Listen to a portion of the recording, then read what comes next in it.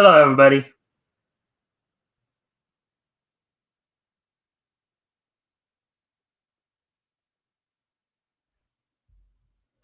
All right, so we've reached the middle of the week here, hump day.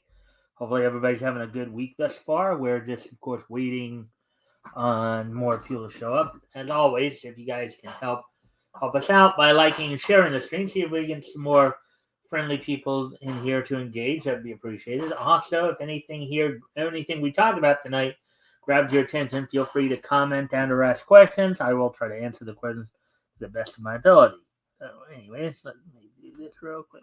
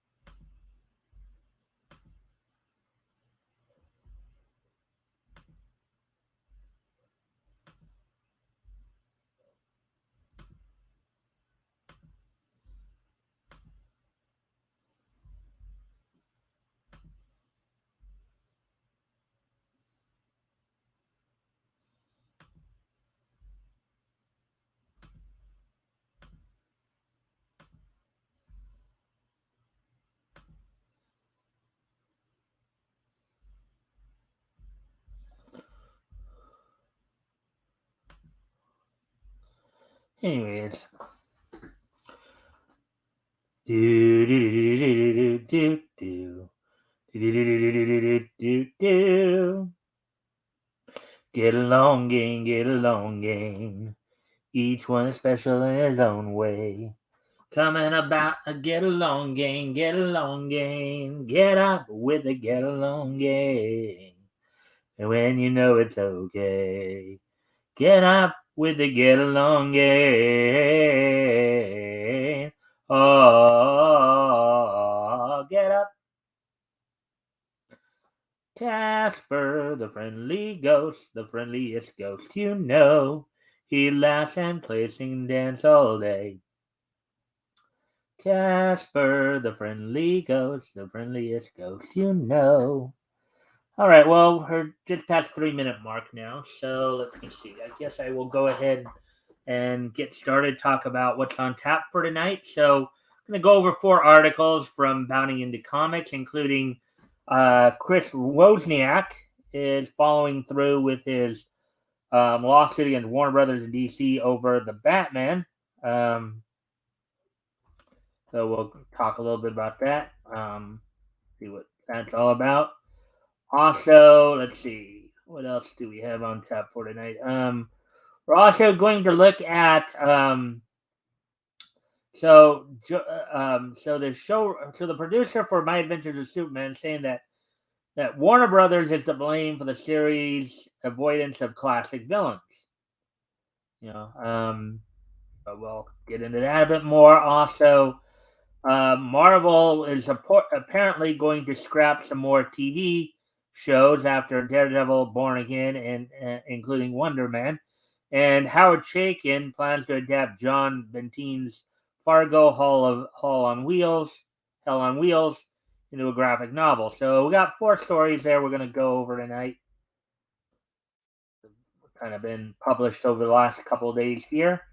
Also, of course, we'll have the wrestling wrap up and this day in each history at the very end. So, with all that being said, why don't we go ahead and get started then?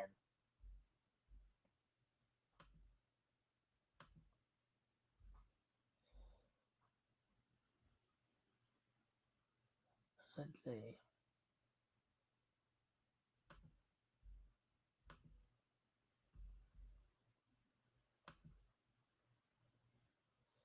All right, here we go.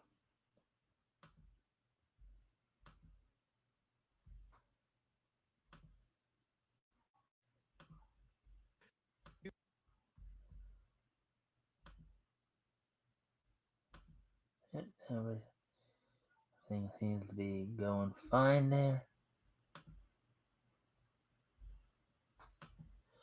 Alrighty then. So, here we go with our first article here.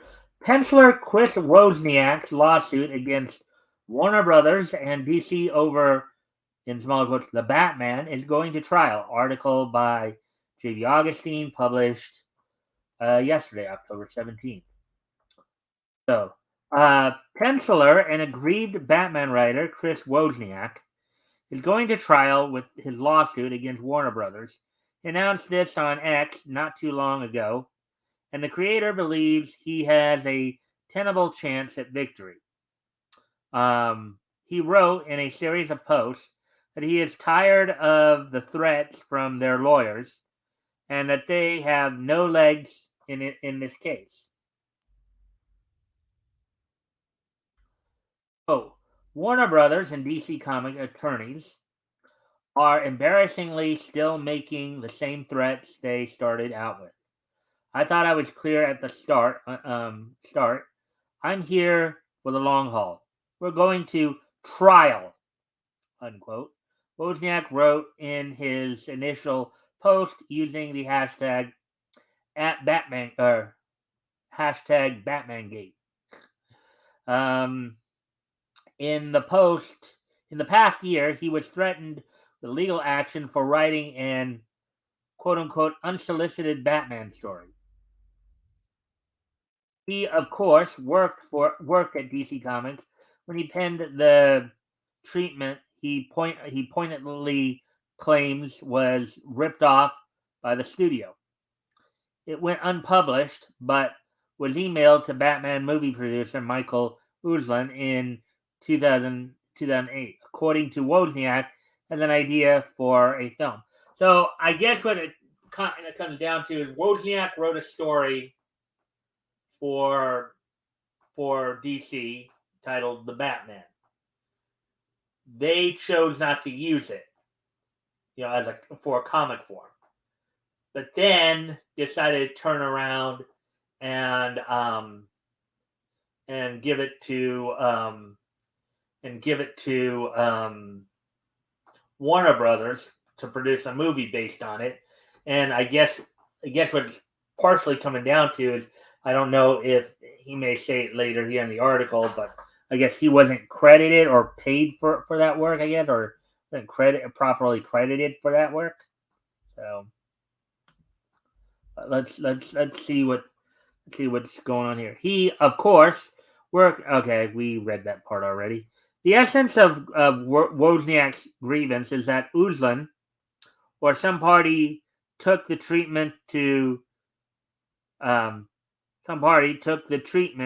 Matt Reeves for rewrites. Wozniak has gone to great lengths to prove this through YouTube videos and social media since last year. So basically, it sounds like they tried to alter the work to where they didn't have to give him credit. Sounds a little bit like what he can't stand on it. But anyways, let's see. He has made a strong case in the minds of his supporters and comic book veterans like Chuck Dixon. They believe Wozniak not only has a case, but that he will be helped by Warner's current crisis. Quote, they don't have the leverage they think they have, unquote, wrote an ex-user who linked to a Deadline article about production woes. Amidst the Screen Actors Guild and Writers Guild of America strikes, Wozniak replied in agreement, declaring, quote, they really don't. We don't get the arrogance, but whatever. Learn your lessons the hard way, unquote. He hopes to teach them that lesson and get his restitution at the same time. So it might not just be credit, but it's also maybe payment as well. They probably tried to rewrite it enough to where they could claim that they don't owe him anything.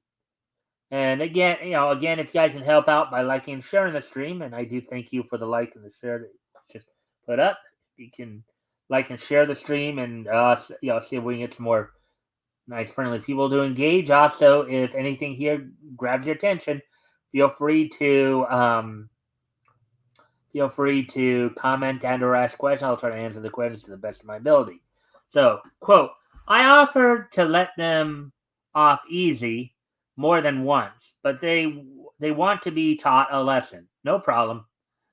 I'm happy to whip that rear end, unquote. He reiterated in another reply.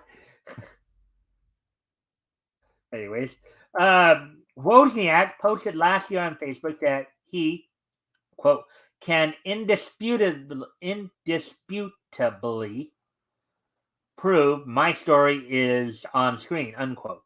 Moreover, the fact Warner is trying to copyright his story instead of denying the claims speaks volumes.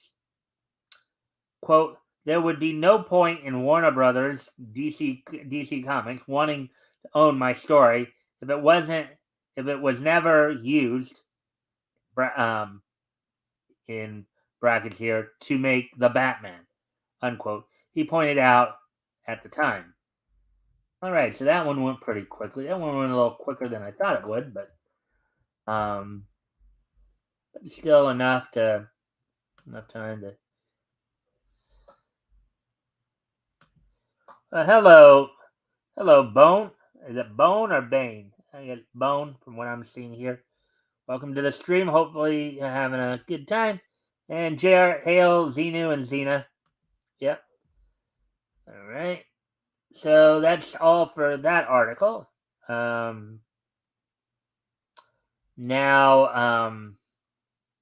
of course, to move on to the next one here. Prepare to move on to the next one.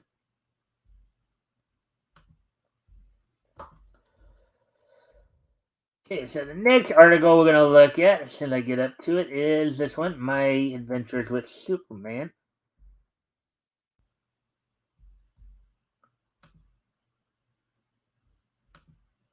And again, if anything here grabs your attention, feel free to comment and or ask questions, and I'll try to answer the questions to the best of my ability. So, moving on here to the next article here.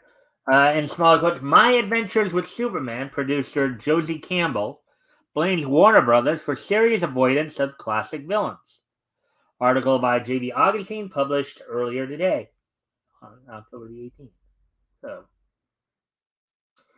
it wasn't the first DC cartoon to institute such an embargo, but My Adventures with Superman made a point to avoid the elite establishment of Metropolis rogues. That meant no Lex Luthor for now, and we finally know why. The show's co-producer reveals the abrogation was a mandate that came from her corporate bosses at Warner Brothers primarily.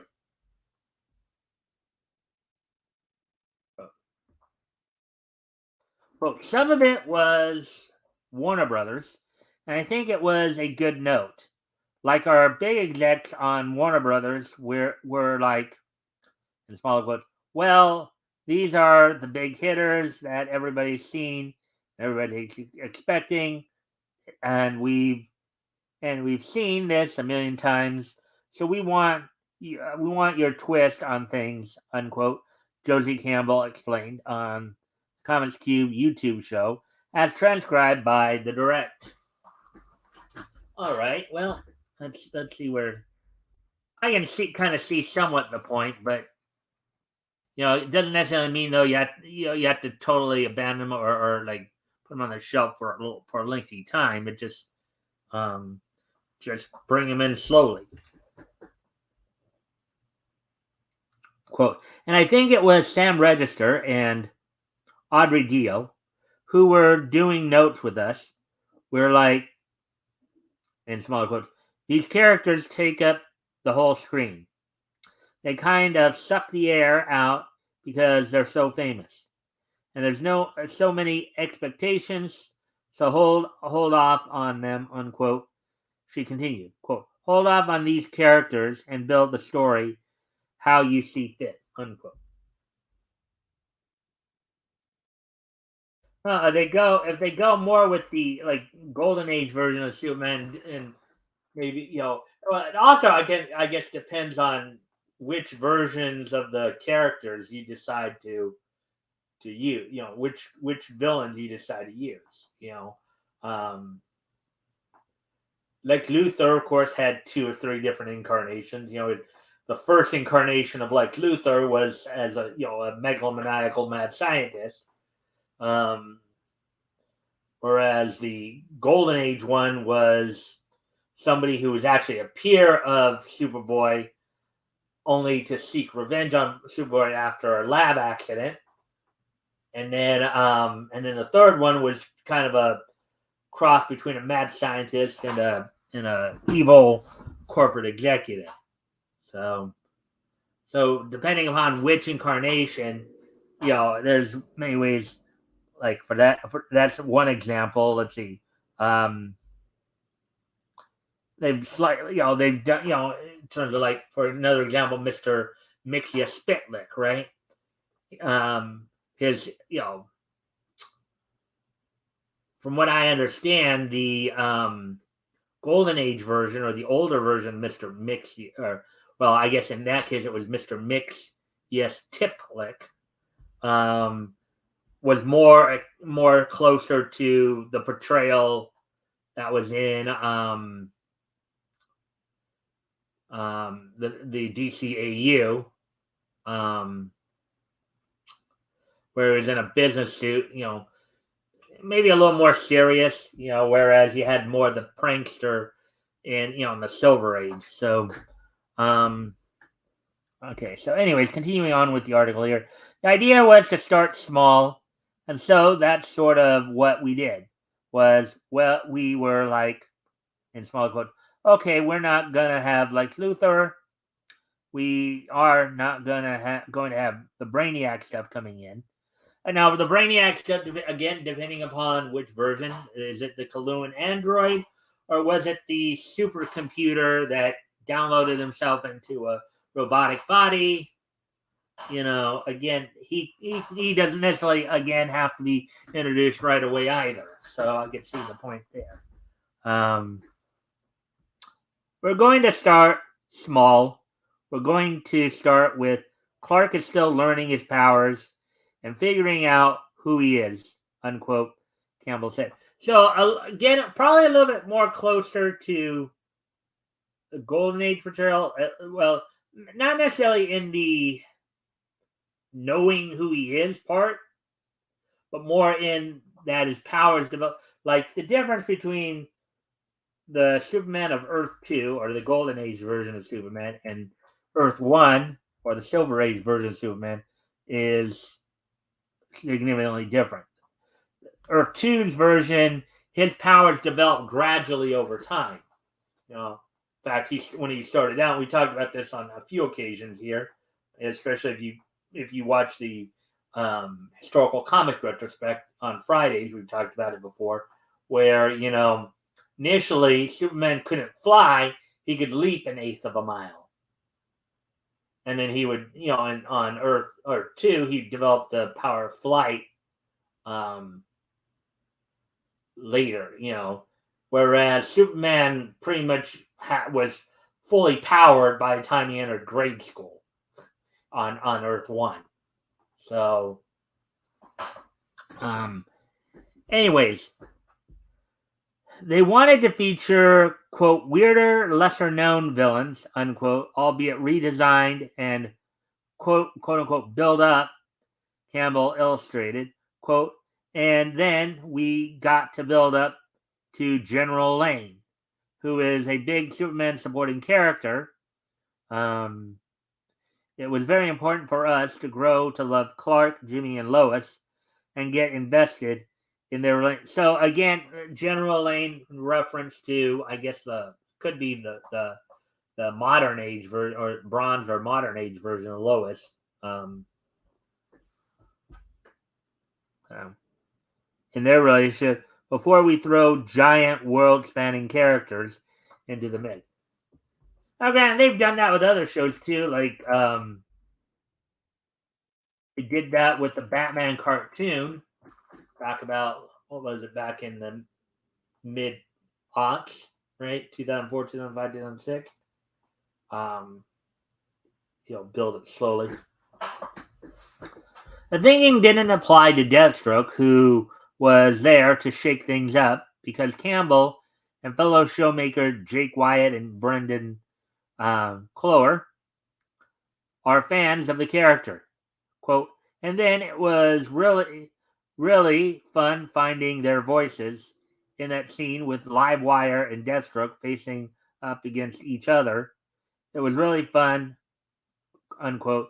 So they used Deathstroke. And now, the thing is, Deathstroke isn't as much a part of, not necessarily as much a part of Superman's Rogues Gallery. He's more technically, he's actually a part of Green Arrow's Rogue Gallery. And he's also crossed paths a number of times with Batman as well. Of course, in the Teen Titans cartoon back in the early 2003, they depicted Deathstroke as kind of being an arch enemy of Robin. But I think, from what I understand, from what I've read, Deathstroke was more of a Green Arrow rogue. So anyways, as we continue on with the article here, let's see. Oh, yeah.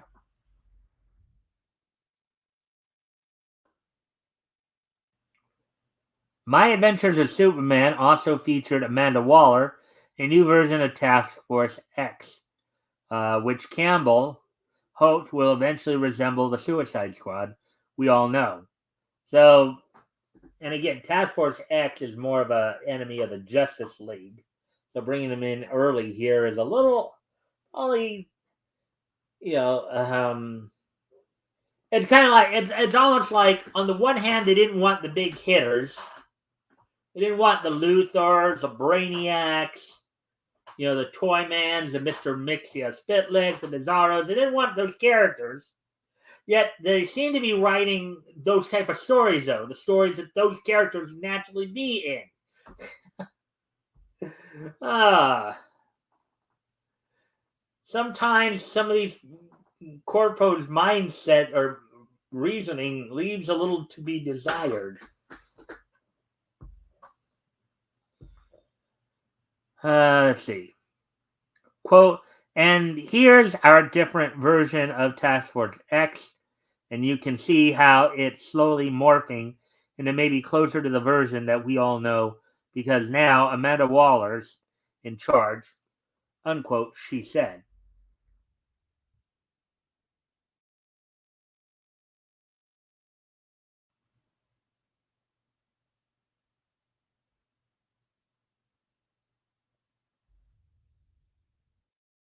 My Adventures of Superman will come back for a second season that will bring in old favorite Zod and Brainiac, who seem to be working together.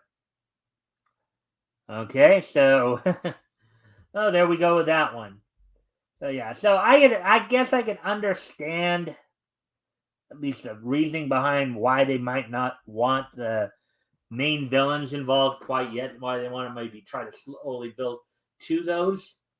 But the problem is that if you want to build things a little slower like that, and you want to maybe utilize lesser known characters, then the story's got to go, first off, still stick with Superman. I mean, if this is supposed to be a Superman series, stick with his Rogues Gallery. Don't keep bringing in people from other rogues. Like Deathstroke, as I said, was a Green Arrow, part of Green Arrow's Rogue Gallery. And then Task Force X is technically more of a Justice League Rogue Gallery, or part of just, but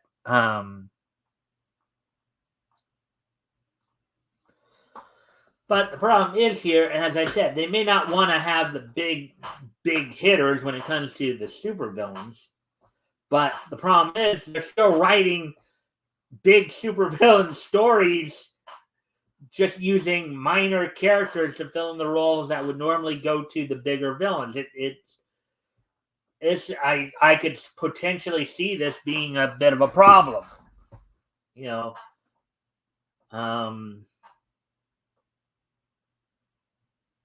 trying to depict some of these characters in ways that they were never depicted before. You might gain a small handful of newer fans, but for the most part, most of the people that would want to watch it, would want to invest in it, their time and their energy and all that, are going to take a pass.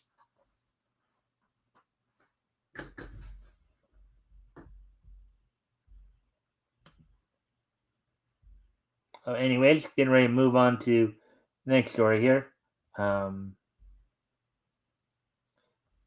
Actually, I do need to go off camera here for a quick moment. So I'll be right back. I gotta take care of something real quick here. I'll be back with the music on.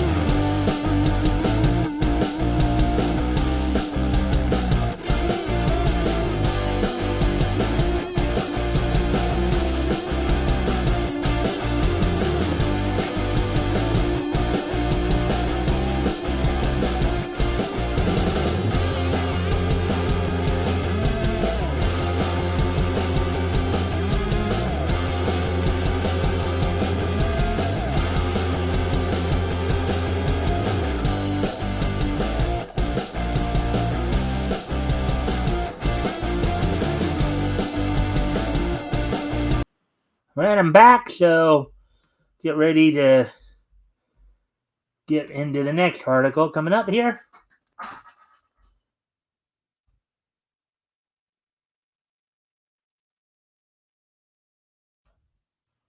Here's the next article we'll look at here.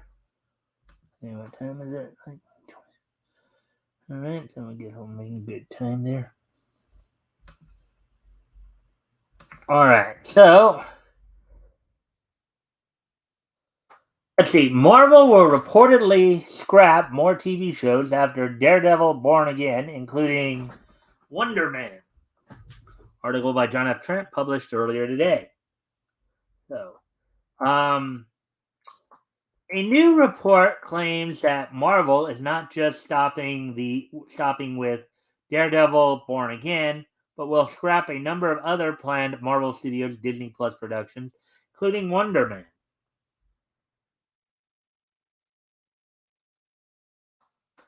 It was reported by The Hollywood Reporter's Boris Kitt earlier this month that Marvel Studios was scrapping its Daredevil Born Again Disney Plus series after they let go of writers Chris Ord and Matt Corman.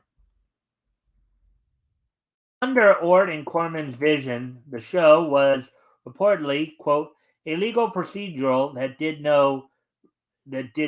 I guess the typo did not resemble the Netflix version. Known for its action and violence, unquote. It was also reported that actor Charlie Cox did not suit up as Daredevil until the 4th episode, with a rumor claiming it was due to him failing to save Foggy Nelson. Now, the studio is looking for new writers, and they are planning a, quote, significant creative reboot of the series, unquote, albeit they do have, quote, plans to keep some scenes and episodes, though other serialized elements will be injected.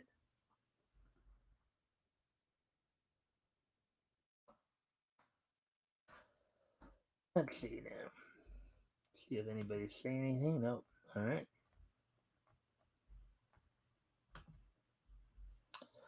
On top of scrapping Daredevil Born Again, it was also revealed that Marvel Studios would be restructuring its TV division. So, all right. So,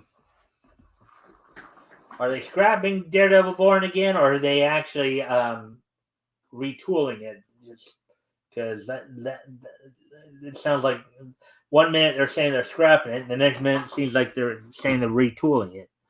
Anyways, Kit explained, quote, showrunners will write pilots and show Bibles.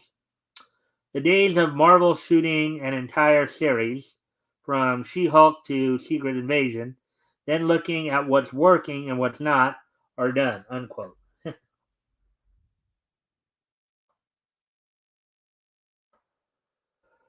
Let's see. His report also indicated Marvel Studios plans on hiring seasoned full-time TV executives to run their TV operations instead of borrowing them from their film division.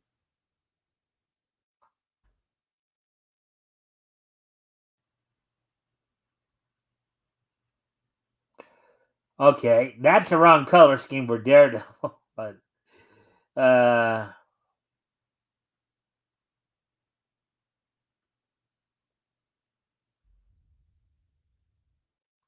Marvel's head of streaming television and animation, Brad Winderbaum, confirmed these changes, noting it's a quote. It's a term in parentheses here. Showrunner.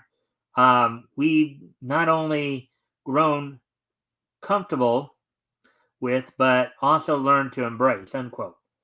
He added, "quote We need executives that are dedicated to this medium, that are going to focus on streaming, focus on television, because they are two different forms." Unquote. As far as his overall outlook with these changes, he explained, quote, we're trying to marry the Marvel culture with the traditional television culture. It comes down to in smaller quotes, how can we tell stories in television that honor what's so great about the source material? Unquote. In the wake of this report, MCU, the reign of Marvel Studios author Joanna Robinson claims more shows are on the chopping block.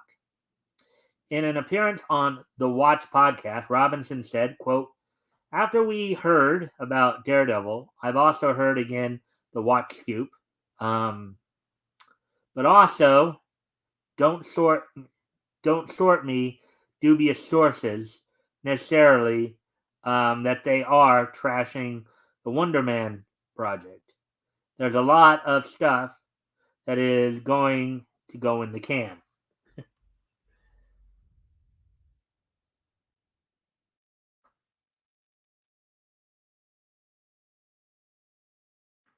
Wonder Man was announced back in June 2022 with Shang-Chi and the Legend of the Ten Rings director Destin Daniel Cretton working with head writer Andrew Guest.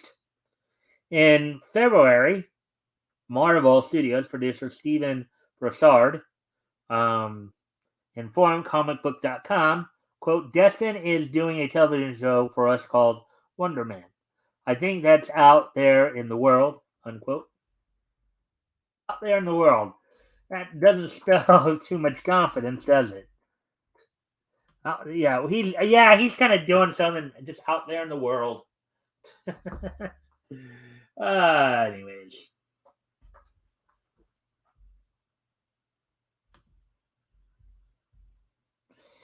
he added, quote in brackets, Wonder Man will, unbracketed, be definitely influenced by the comics.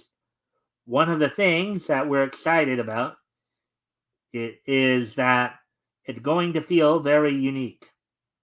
It's not going to feel like anything you've quite seen in the MCU before, and the kind of stories we can tell on Disney Plus, which has been fun, like streaming serialized storytelling, is a totally different muscle. So we're having a blast making that one, unquote. The series reportedly went into production back in April, with Cretton holding up a color rendition in front of the iconic Hollywood sign and posting the image on his Instagram.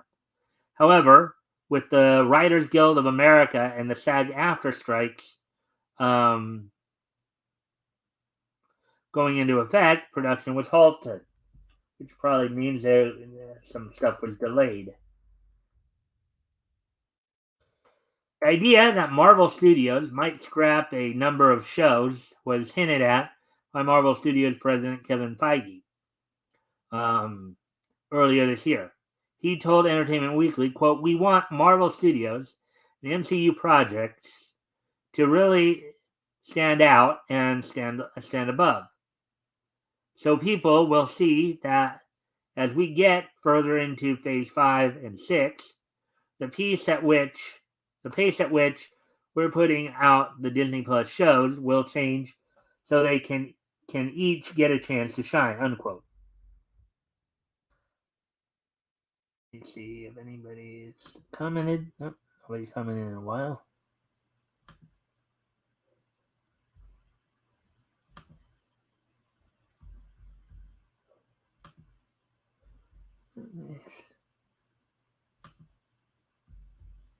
Just check here real quick.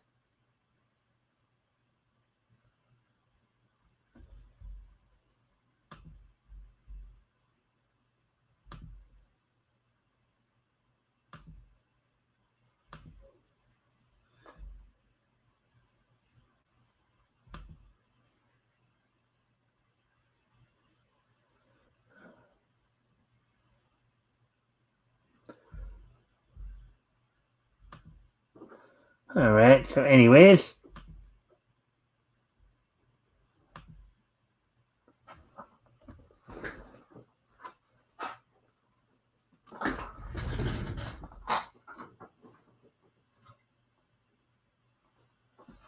excuse me a moment, folks. I need to check something here real quick. I'll be right back. I'll put some music on while I'm gone.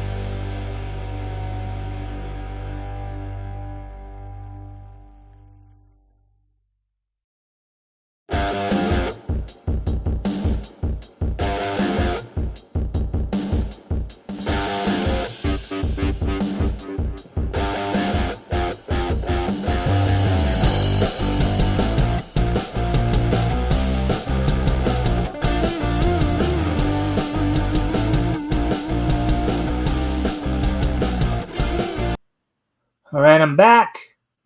So let's continue on here. I thought I heard somebody outside. That's why I had to go check. Anyways, let's see. When asked if he would be spacing them out or putting out fewer shows per year, he responded, quote, both, I think, unquote.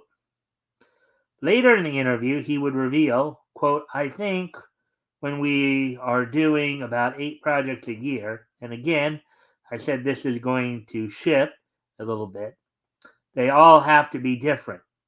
They all have to stand apart and stand alone and be different from one another, unquote.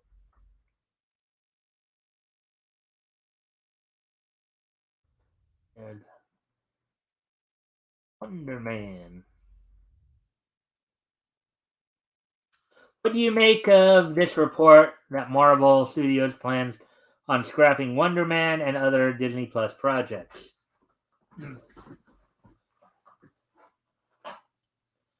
Well,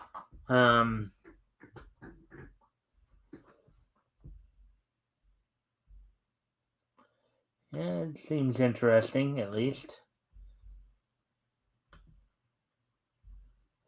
All right, here's our last article we're going to go over tonight here.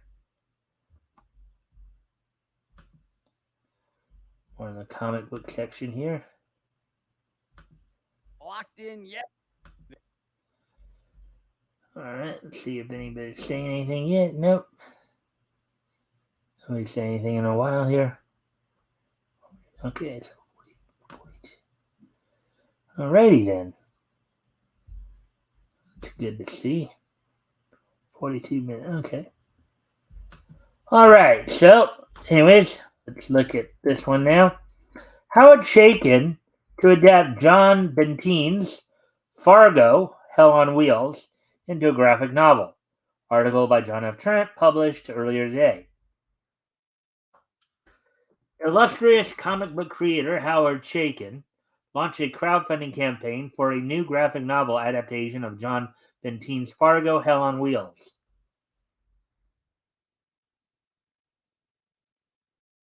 In a video promoting the crowdfunding campaign on Zoop, Michael Stratford, the founder and publisher of Gizmo Press, provided details about Chaykin's adaptation.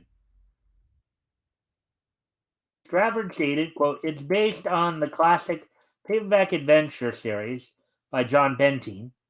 Neil Fargo is a great character, sometimes described as an early 20th century American Conan the Barbarian. He's tough, wry, fast, and his fist and deadly with his weapons arsenal. So, sounds like maybe a tougher version of guys like maybe Congo Bill, Cave Carson, and Clutch Cargo. More of a gruffer version of those guys, maybe. Well, Fargo is a taciturn soldier. Taciturn soldier of fortune, who's always looking for the next well-paying job. A feisty female wildcat, strong liquor, and a good fight. Unquote, he added. Okay. He then detailed, quote, Fargo, Hell on Wheels, is a hardcover, full-color, 96-page graphic novel adaptation of the paperback of the same name, unquote.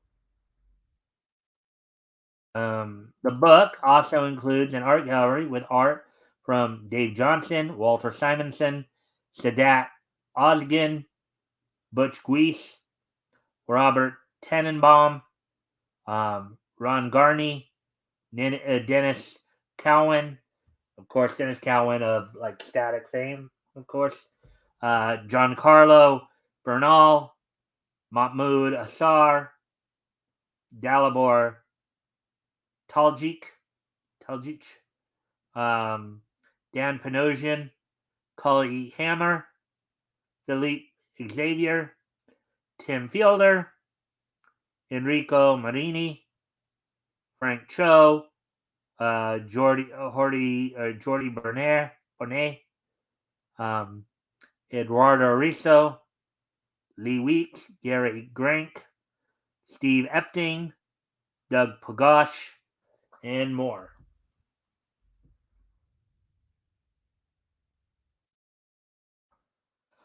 Following Stratford's brief introduction to the character, Chaikin provided details about the story and his vision. Quote, I'm here to tell you all about Hell on Wheels by John Benteen. I'm adapting it for a big comic book, not a graphic novel to help with you guys. A big fat comic book that will be coming your way soon. Unquote. Let's see, any comments here? No.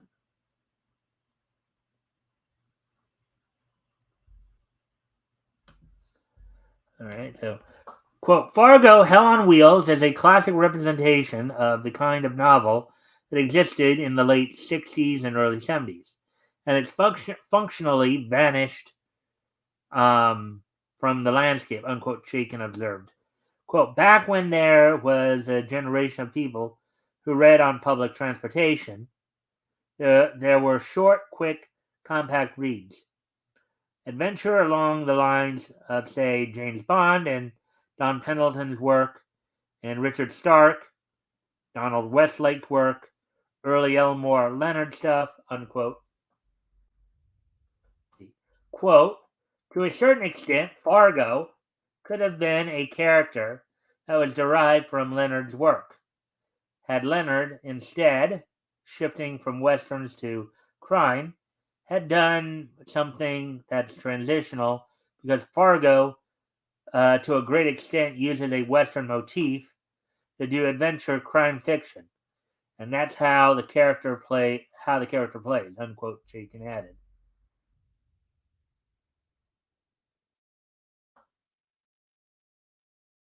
The official description for the story reads, quote, in Hell on Wheels, Fargo is hired to protect a small railroad under relentless attack from a corrupt and ruthless competitor with money to burn and hired guns to do the burning. Fargo is a man ready for ready for ready for any challenge, and for the hard-boiled soldier of fortune, payback is fair game. Unquote. You know, it continues. Quote: packed with fist-fighting brawls, gunplay, women, and whiskey from running start to stunning finish. This story is the perfect example of why Neil Fargo is a timeless character in the timeless world of adventure fiction, and perfect for the modern graphic novel. Combine that with the unique creative sensibility of Howard Chaykin, no stranger to tough, smart protagonists with an eye for the ladies, in parentheses there, and Fargo Hell on Wheels will be one of the most exciting independent graphic novels of the year, unquote.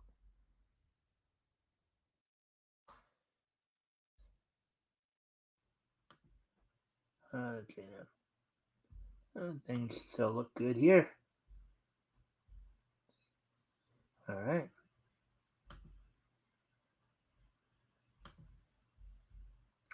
The crowdfund campaign on Zoop features two covers, one by Chaikin and the other by Dave Johnson. The hardcover by itself is listed at $40, but there are other options included signed copies as well as bundles that one can back. The campaign also features a number of add-ons, including prints and commissions by Chaikin. There is also the option to be drawn into the background of the series, and even get killed during a fight scene. Oh, whoopee! Isn't that fun? Yeah, you can use my likeness, but you want to have me killed? I'm not sure. I'm not sure I like that idea. Right? No, if you're gonna use my likeness, make me look good. Make me somebody who kicks some butt. uh, anyways, some funny stuff here. The campaign has currently raised $41,112 from 473 backers. It has a goal of $60,000, so it's over 2/3 of the way there already. In fact, maybe closer to 70% of the way there. Do you plan on backing Shaken's Fargo Hell on Wheels adaptation? I'll leave that for you all to decide. Anyway, so that's it for the articles tonight. Oh, we're at 51 minutes. That's pretty good there. So go through the wrestling wrap up real quick. And then and of course we'll get to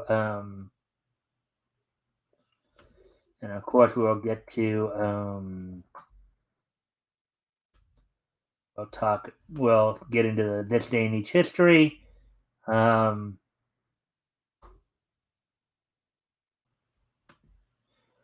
right. So, anyways, in terms of WWE news, as they approach the November 4th pay-per-view in Saudi Arabia, Crown Jewel. Thus far, only one match is signed, but there's rumored others are in the works. The one match that's already been signed for Crown Jewel, from what I understand, is Seth Rollins defending the World Heavyweight title against Drew McIntyre. That one obviously is signed. Now, other matches that will probably get signed in the next couple weeks here for the show will probably include Logan Paul challenging Rey Mysterio for the United States Heavyweight Championship, and also a 5-way match for the SmackDown Women's title held by Rhea Ripley, which can consist of course, her, Raquel Rodriguez, Tegan Knox, Shayna Baszler, Raquel Rodriguez. Let's see. Rhea Ripley defends against Raquel Rodriguez, Shayna Baszler, Zoe Starks, and I think Nia Jax. Those 5 women will be taking each other on. Now, as for AEW, for tonight's news, number of things are going down on Dynamite tonight. The card is, of course, as follows. Penta El Zero Miedo will be taking on Jay White in a one-on-one. In a AEW Women's World Title Eliminator match, Emi Sakura challenges Karushida for the right to challenge Karushida in a world title match in the near future. You have Wardlow taking on Ryan Nemeth tonight. Kenny Omega will be taking on Kyle Fletcher. Lance Archer will be taking on former NWA World Junior Heavyweight Champion Barrett Brown. And the Dynamite Diamond 2023 Dynamite Diamond Ring Battle Royal will be happening, where the winner of the match will get a chance to face MJF, who is the current holder of the Diamond Battle Diamond Ring. So basically, it's a battle royal to see who can challenge for the ring, and then if, of course, whoever wins the battle royal, if they beat MJF, then they take hold of the ring. Already confirmed for the battle royal, of course, Dustin Rhodes, Juice Robinson of Bullet Club Gold, and Max Caster of the Acclaim. Those are with more people to be announced. Now, also on tonight's show, on tonight's episode of Dynamite, a couple other things happening. Sting has asked for time to talk to address the fans. There's some speculation he might be announcing that he's gonna start his retirement tour. At 64, Sting is well beyond, but still has performed well in the limited times he's wrestled. And served well as a mentor to Darby Allin over these last, 4 years here. So he may find that it's time to wind down. Also, Jim Ross will be having a sit down with Nick Wayne and Nick Wayne's mother to basically try to figure out why Nick Wayne turned on Darby Allin. So that much more on tonight's Dynamite. So that's it for the wrestling news, everybody. And now as we begin to wind down, of course, today is Wednesday, October 18th, 2023. So why don't we go ahead and take a look back at this day in Neat history. History! Anyways. So first off, we're going to head back to 1973, 50 years ago. As on this date, 50 years ago today,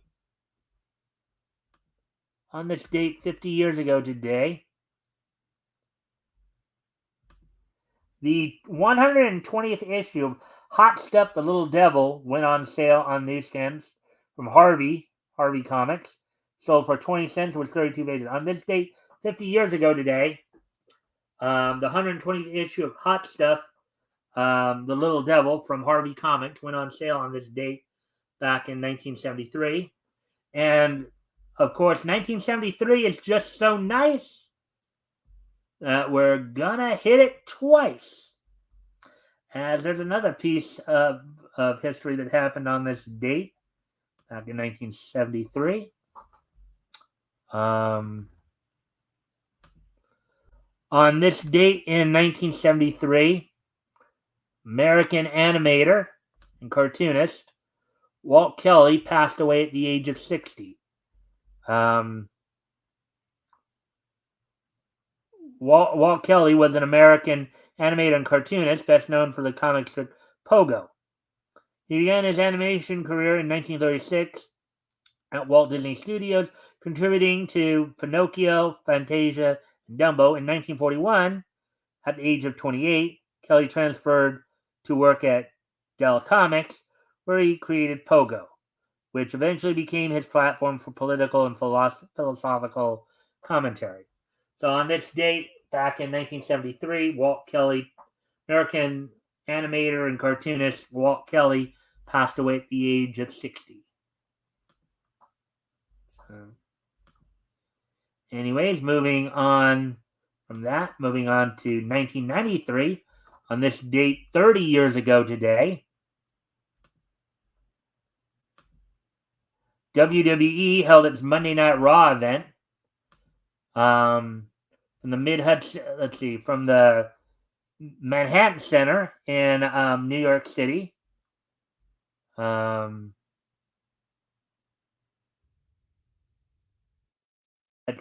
Saw the return, of course, of Crush to attack his best friend Randy Macho Man Savage. This was when Crush had turned heel after coming back from a serious injury. On the night, you had in the main event Bam Bam Bigelow defeating Dennis Diamond. Tatanka defeated Mike Sharp. Erwin R. Scheister defeated Scott Taylor basically a few years before having Scotty 2 Hotty. And the Steiner brothers defeated P.J. Walker and Tony DeVito. P.J. Walker, known better by most fans as just incredible. So on this date, 30 years ago today, WWE held its Monday Night Raw event from the Manhattan Center in New York City. And finally, on this date in 2018,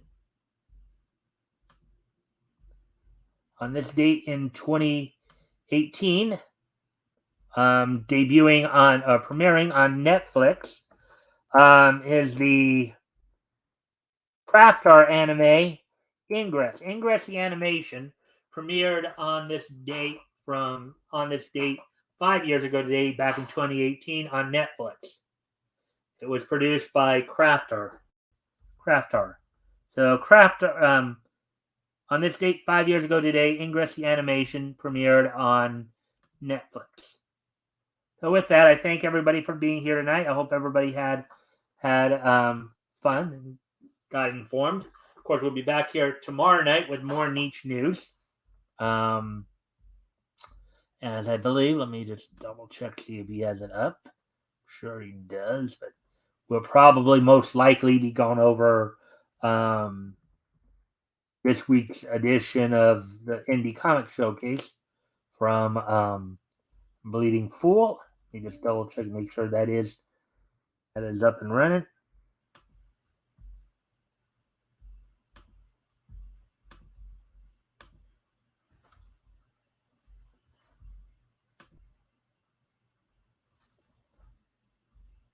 Yep, so they do have it. So tomorrow night, of course, we'll be doing we'll be going over the Indie Comic Showcase article from Bleeding Fool. Also, of course, Friday, don't forget, as our weekly look back at comic history, we'll be looking at books that went on sale, of course, in December 1939. We're, of course, over halfway through that, so we'll be hitting 1940 pretty soon. Probably hitting 1940 come the start of December. So, but this week, Rick Piper will be joining me as we'll be looking back over comics that went on sale from Fox Feature Syndicate. Be looking over, of course, features from Wonder World Comics, Mystery Men Comics, and Fantastic Comics. So with that, I thank everybody for being here, and I hope to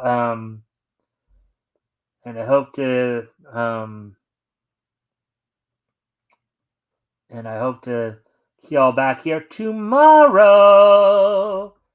Bye.